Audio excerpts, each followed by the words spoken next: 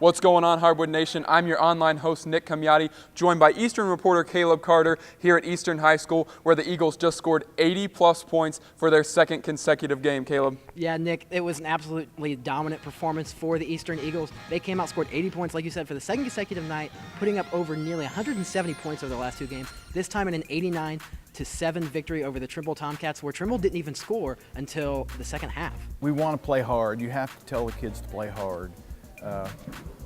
And it's hard to slow down and then be able to pick up the pace again. We've really been working on our defense, our footwork, and it showed tonight.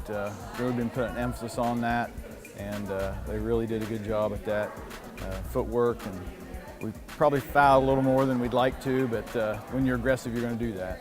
Well, Kaleb, obviously this was a very lopsided victory. What does a dominant victory like this say about the Eagles? Well, for the Eagles, they're out here to play hard every single night, regardless of the opponent. Scoring 80 points is no small task, regardless of who it is you're playing.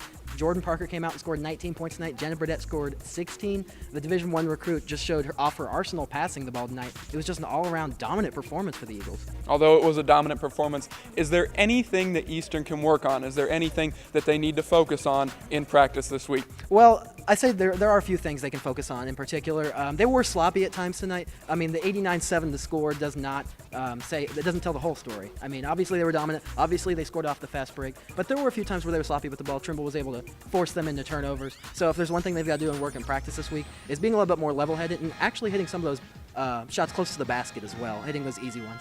Yeah, it was a great win for Eastern tonight, Kaleb. We'll keep an eye on them when it comes to playoff time, because they will definitely be a force to be reckoned with.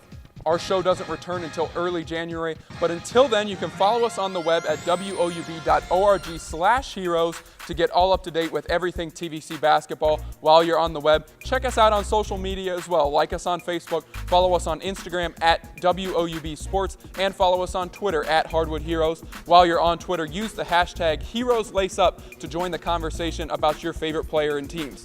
For Kaleb Carter, I'm Nick Komjati, reminding you to be heroic.